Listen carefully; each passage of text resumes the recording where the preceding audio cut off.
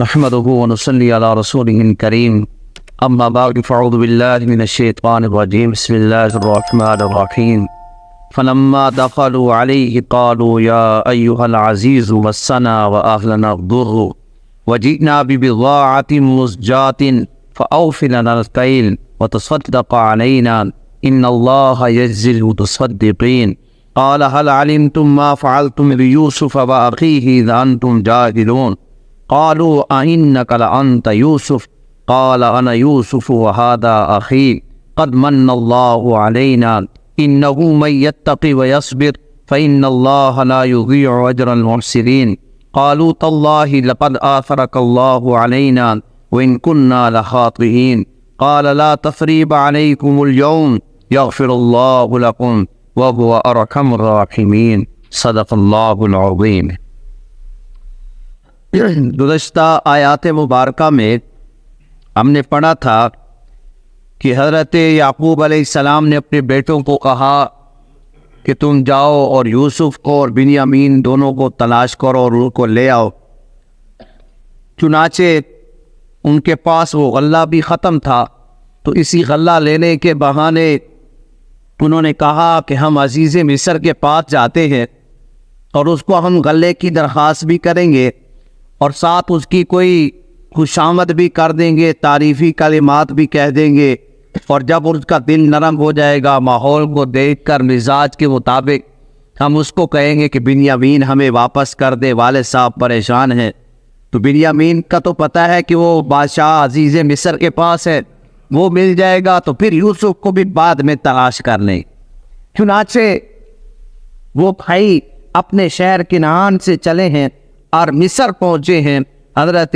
یوسف علیہ السلام کے پاس، گویا عزیز مصر کے پاس پہنچ گئے۔ فلما دخلوا علیہ، اور جب وہ عزیز مصر کے پاس یعنی حضرت یوسف علیہ السلام کے پاس پہنچے تو ان سے پہلے تو وہی درخواست کی، کہا قالوا یا ایھا العزیز مسنا واہلنا الضر وجئنا ببضاعة مزجاة فاوف لنا الکیل وتصدق علینا، کہ اے عزیز مصر آپ یوں کریں کہ ہمارے باپ کو ہماری وجہ سے بڑی تکلیف پہنچی ہے، ہمارا گھرانہ بھی بڑی تکلیف کے اندر ہے، ہم بڑی تنگی میں وقت گزار رہے ہیں، ہمارے حالات مناسب نہیں ہیں، اس اعتبار سے ہمارے پاس اس دفعہ جمع پونجی بھی کچھ نہیں ہے، کوئی ہمارے پاس وہ مال بھی نہیں کہ آپ کو دے اور آپ ہمیں اچھا سا غلہ دے دے، بس تھوڑی بہت جو جمع پونجی ہم لے کر آئے جو ہمارے پاس ہے آپ وہ لے لیں اور ہم پہ پورا کیل دے دے، پوری چیز ناپ کر دے دے، ہے تو کچھ نہیں ہمارے پاس۔ بعض مفسرین نے کہا کہ وہ چند سکے لائے تھے، کھوٹے سکے جس کو کہیں، جو بازار میں بھی نہیں چلتے تھے، اور بعض مفسرین نے کہا کہ وہ گھر کا تھوڑا بہت سامان لے کر آئے تھے جس کی کوئی ویلیو نہیں تھی، تو کہا کہ ہمارے پاس تو اب کچھ بچا ہی نہیں ہے، اس تنگی کی حالت میں ہم آپ کے پاس آئے ہیں، پریشانی بھی ہے اور ہمارے پاس کوئی جمع پونجی بھی نہیں جو آپ کو دے، پر جو کچھ ہے آپ اس کو قبول فرما لیں اور اس کے بدلے میں آپ ہمیں پورا غلہ جو دینا چاہتے ہیں وہ پورا غلہ دے دیں، اور اگر آپ ہمارے اوپر کوئی عطیہ کر دیں، کوئی چیز صدقہ خیرات کے طور پر بھی دے دیں، بطور مہربانی کے بھی دے دیں، تو ہم آپ سے اس کے بھی امیدوار ہیں۔ کیوں؟ ان اللہ یجزی المتصدقین، کوئی عطیہ دیتا ہے، کوئی کسی کو کے اوپر صدقہ خیرات کرتا ہے تو اللہ اس بات کو بڑا پسند فرماتا ہے، اللہ اس کو اس کا بدلہ عطا کرتا ہے۔ اس لیے ہم آپ سے بھی اس بات کی درخواست کر رہے ہیں کہ آپ ہمیں کچھ نہ کچھ بطور مہربانی کے آپ ہم پر صدقہ بھی کر دیں، کوئی اس کا عطیہ اور بدلہ بھی دے دے۔ یہاں صدقے سے مراد عام صدقہ نہیں ہے، اس لیے کہ وہ کچھ نہ کچھ تو جمع پونجی لائے تھے، اس لیے کہ نبی کی ذات جو ہے صدقہ خیرات اس سے مبرہ ہوتی ہے، تو جو کہ نبی کی اولاد تھے، اس لیے علماء نے کہا کہ یہاں صدقے سے مراد عطیہ ہے، کہ ہم آپ کو جو کچھ دے رہے ہیں آپ بطور احسان کے ہمارے ساتھ بہتر سے بہتر بدلہ عطا کر دیں، عطیہ ہمیں دے دیں، اس لیے ہم بڑے مہربان ہوں گے، آپ کی اس پر بڑی مہربانی اور شکریہ ادا کریں گے۔ یہ ساری گفتگو جب انہوں نے کی، اور یہاں علماء نے یہ بھی لکھا ہے بعض روایات کے اعتبار سے کہ وہ حضرت یعقوب علیہ السلام نے ان کو جاتے ہوئے ایک خط بھی دیا تھا کہ یہ جا کر عزیز مصر کو دینا۔ اس خط پہ سب سے پہلے یہی لکھا تھا کہ یعقوب بن اسحاق بن ابراہیم آپ کو عزیز مصر کی طرف یہ بات اور یہ خط لکھ رہا ہے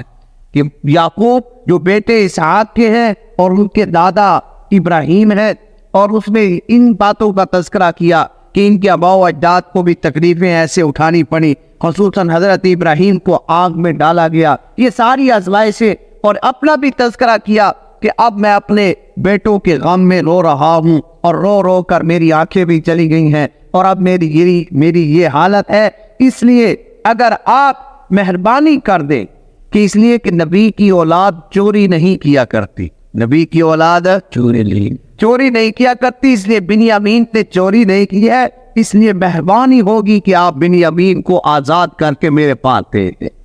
یہ خط بھائیوں نے گویا جب حضرت یوسف علیہ السلام کو دیا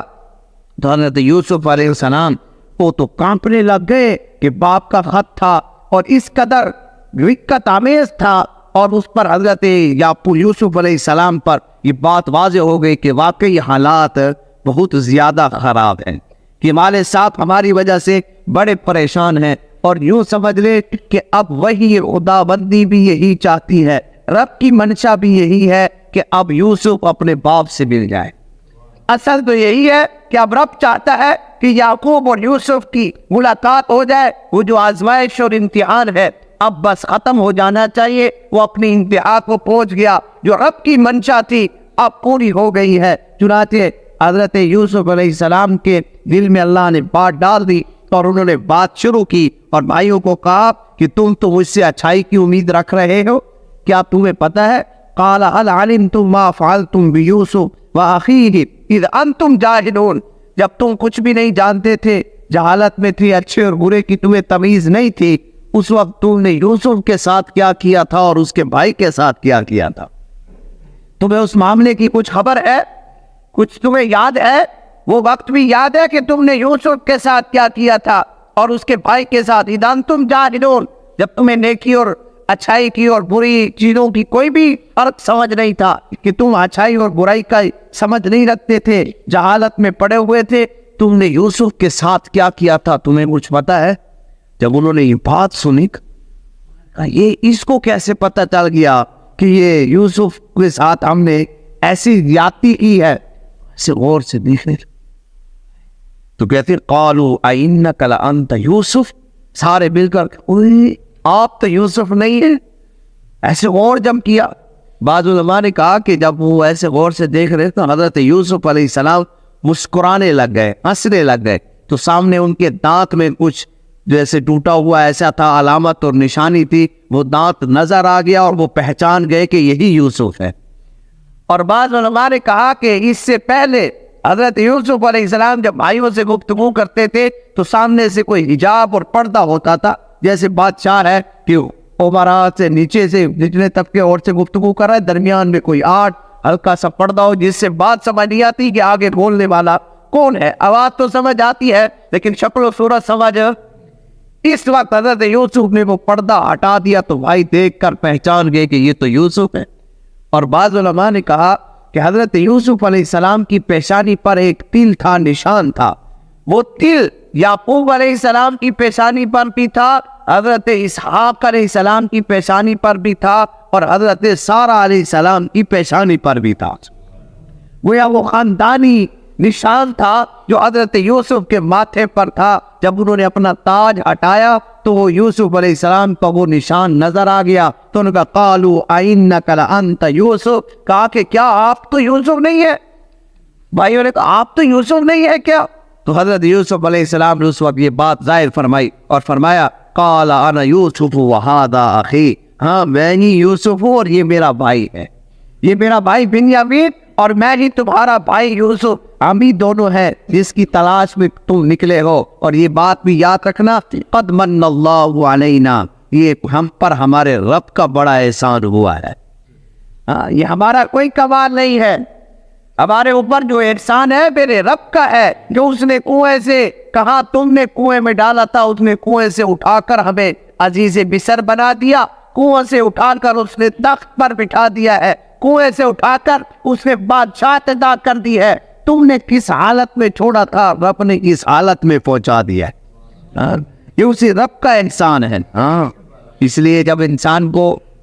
اللہ کی طرف سے کوئی نعمت ملے تو اس کو چاہیے اس کی شکر گزاری کر، اس کے احسان بجا لائے۔ لیکن حضرت یوسف نے یہ بھی بات یاد رکھی، یہاں یہ نہیں کہا کہ تم نے یہ کیا، تم نے نہیں، یہ بات فرمائی قد من اللہ علینا، یہ میرے رب کا مجھ پر احسان ہوا ہے، اس میں میرا کوئی ذاتی کمال نہیں ہے، میں اپنی طرف سے یہ نہیں کر رہا، میں نے یہ سارے درجات طے کر نہیں کہا، یہ میرے رب کا مجھ پر احسان ہے کہ اس نے گویا کنویں سے اٹھا کر مجھے مصر کے تخت پر بٹھا دیا ہے۔ اس غریبی کی حالت میں جب مال و متاع کچھ نہیں تھا، بھائی اور باپ سے بھی دور کیا تھا، رب نے ہمیں آپس میں بھی جوڑ بھی دیا ہے اور یہ مال و متاع بھی عطا کر دیا ہے، اور اللہ نے مجھے یہ بادشاہت بھی عطا فرما دی۔ قد من اللہ علینا، اور آگے بات فرمائی یہ جو مجھے انعامات ملے ہیں یہ دو وجہ سے ملے ہیں، ان کا تذکرہ کیا ہے۔ فرمایا انہ من یتقی ویصبر، جو تقوی اختیار کرتا ہے اور صبر کرتا ہے، فإن اللہ لا یضیع اجر المحسنین، پس بے شک اللہ نیکی کرنے والوں کے اجر و ثواب کو ضائع نہیں فرمائے گا۔ گویا یہ مجھے اللہ کے خوف اور جو صبر کرنے پر اللہ نے یہ انعامات عطا فرمائے ہیں کہ میں نے صبر کیا، تم نے کنویں میں ڈالا، میں نے وہاں پر صبر کیا، رب نے پھر وہاں سے اٹھایا، عزیز مصر کے پاس آ گیا، پھر میں قید خانے میں چلا گیا، پھر میں نے وہاں بھی صبر کیا ہے، اللہ نے اس صبر کا بدلہ مجھے یہ دیا ہے کہ آج مجھے بادشاہ کے مقام پر بٹھا دیا ہے۔ انہ من یتقی ویصبر، یہ دو بڑی نعمتیں ہیں، یاد رکھنا، تقوی اور صبر، جس کی وجہ سے اللہ درجات عطا فرماتا ہے۔ دنیا کی نعمتیں بھی ملتی ہیں، آخرت کی نعمتیں بھی ملتی ہیں۔ تکلیف آ جائے تو صبر کرے، انسان کوشش کرے تقوی کی زندگی اختیار کرے، ویسے بھی جو تقوی اختیار کرتا ہے اللہ اس کے دنیا کے سارے راستے آسان فرما دیتا ہے۔ وَمَن يَتَّقِ اللَّهَ يَجْعَل لَّهُ مَخْرَجًا، جو اللہ کہتا ہے کہ جو تقوی اختیار کرتے ہیں ہم اس کے لیے اسباب خود پیدا فرما دیتے، اس کے لیے راستے خود کھول دیتے ہیں جو تقوی کی زندگی اختیار کرتا ہے۔ حضرت یوسف بھی فرما رہے ہیں کہ اللہ کا مجھ پر احسان ہوا کہ میں تقوی اور صبر کی وجہ سے اللہ نیکوکاروں کے اجر و ثواب کو ضائع نہیں کرتا، اس لیے اللہ نے مجھے یہ انعامات دیے ہیں۔ تو اس وقت بھائیوں کو جب اس بات کا احساس ہو گیا اور وہ شرمندہ ہو گئے کہ واقعی ہم نے یوسف کے ساتھ بڑی زیادتی کی تھی، ہم بڑے خطا کار تھے، ہم نے غلطی کی تھی کہ یوسف کو ہم نے نقصان پہنچانے کی کوشش کی، تو سارے بھائیوں نے مل کر کہا قالوا تاللہ لقد آثرک اللہ علینا وإن کنا لخاطئین، انہوں نے کہا اللہ کی قسم اللہ نے تم کو ہم پر ترجیح دی ہے، ہم تو خطا کار تھے، واقعی تیرا مقام یہ تھا، تیری عزت یہی تھی، تیرا مرتبہ یہی تھا کہ رب نے تجھے ایسی بادشاہت دینی تھی اور نبی بنانا تھا، ہم ہی غلطی کرنے والے تھے، ہم سے غلطی ہو گئی تھی۔ یہ عقل مندی کی بات ہے کہ جب انسان سے غلطی ہو جائے تو اس غلطی کو تسلیم کرنے، اس غلطی پر ڈٹا۔ میں اس لیے اکثر کہا کرتا ہوں غلطی کرنے والا غلطی کو مان لے تو اس کی غلطی غلطی نہیں ہوتی ہے، اگر غلطی کرنے والا اس غلطی پر ڈٹ جائے یہ اس سے بڑی غلطی ہوتی ہے۔ نہیں سمجھیں، غلطی کرنے والا غلطی کو مان لیتا ہے، جس میں ہمارے کہتے ہیں صبح کا بھولا شام کو آ جائے تو اس کو بھولا نہیں، بس آ گیا ہے منزل پانی ہے۔ اور اگر غلطی کرنے والا اس غلطی پر ڈٹ جاتا ہے تو یہ اس سے بھی بڑی غلطی کر رہا ہے اور پھر مزید نقصان کا اندیشہ ہوتا ہے۔ تو بھائیوں نے فوراً یہ نہیں کہا نہیں تو ہم نے تو یہ کیا تھا، ہم سے یہ ہو گیا اور یہ ہو گیا، اور نہیں قالوا تاللہ، فوراً کہا اللہ کی قسم لقد آثرک اللہ علینا وإن کنا لخاطئین، واقعی اللہ کی قسم ہم غلطی پر تھے، اللہ نے آپ کو ویسے ہی مقام عطا کیا تھا، آپ کو ترجیح دی تھی، یہ رب کا فیصلہ تھا، ہمیں اس وقت بھی ماننا چاہیے تھا، اگر اس وقت نہیں مانا تھا آج مان رہے ہیں۔ یہ سمجھ آ رہا ہے؟ وإن کنا لخاطئین، اپنی غلطی کا اقرار کر لیا ہے، تو آگے بھی تو کمال تھا، بھائیوں نے کمال کیا ہے، تو آگے بھی تو یوسف علیہ السلام تھے، یہ نہیں کہا اچھا اب تمہاری خیر نہیں ہے، پکڑو ان کو جیل میں ڈالو، یہ سزا دو وہ سزا دو، کہا نہیں قال لا تثریب علیکم اليوم، پہلی بات یہی فرمائی کہ آج تمہارے لیے کوئی بھی ملامت نہیں ہے۔ یہ اخلاق کریمانہ ہے، یہ اچھے اخلاق ہیں کہ غلطی ماننے والا غلطی مان رہا ہے، اور آگے والا بھی کہہ رہا ہے کہ آج کے بعد تمہارے لیے کوئی ملامت نہیں ہے۔ اور یہی اخلاق جناب نبی کریم صلی اللہ علیہ وسلم، مشرکین مکہ نے حضور کے ساتھ کون سی زیادتی نہیں کی ہے؟ 13 سال کی تکالیف، پھر اس کے باوجود لڑائیاں، سب کچھ ہوتا رہا ہے، لیکن جب مکہ فتح ہو گیا، ساری گفتگو ہو گئی، حضور کعبۃ اللہ کا غلاف پکڑ کے اللہ سے دعائیں مانگ رہے، اور مشرکین مکہ کو کہہ رہے ہیں اب بتاؤ کیا ہوگا؟ تو کہتے ہیں آپ تو ہمارے بڑے اچھے بھائی ہیں اور آپ سے ہمیں اچھائی کی امید ہے۔ تو حضور نے اس وقت فتح مکہ کے موقع پر اعلان فرمایا تھا، فرمایا میں وہی بات کہتا ہوں جو یوسف نے اپنے بھائیوں کے بارے میں کہی تھی، لا تثریب علیکم اليوم، فرمایا آج کسی کو کوئی بھی ملامت نہیں کی جائے، سب کو حضور نے معاف فرما دیا ہے۔ یہ حضور کے بھی اخلاق کریمانہ تھے، اور یوسف علیہ السلام نے بھی یہی بات فرمائی، فرمایا قال لا تثریب علیکم اليوم، آج تم پر کوئی ملامت نہیں ہوگی، یغفر اللہ لکم، اللہ تمہیں معاف کر دے، وہو ارحم الراحمین، اور وہ اللہ سارے رحم کرنے والوں میں سے زیادہ رحم کرنے والا ہے۔ میں تمہیں ملامت بھی نہیں کرتا ہوں اور اپنے رب سے دعا بھی کرتا ہوں کہ اللہ تم پر رحم فرما دے اور اللہ بھی تمہاری اس غلطی کو معاف فرما دے، حقوق العباد میں بھی معاف ہو جائے، حقوق اللہ میں بھی معاف ہو جائے۔ میں چاہتا ہوں میں بھی معاف کر دوں، اور اپنے رب سے بھی درخواست کرتا ہوں کہ وہ بھی تمہارے اس غلطی کو معاف کر دے۔ چنانچہ حضرت یوسف علیہ السلام نے ان کو معاف کر دیا، اور معاف کرنے کے بعد پھر اگلا لمحہ ہے کہ حضرت یوسف علیہ السلام اب ان کے ساتھ کیا کرتے ہیں، اپنی قمیض دیتے ہیں کہ جاؤ لے جاؤ والد صاحب کی آنکھوں پر ڈالو،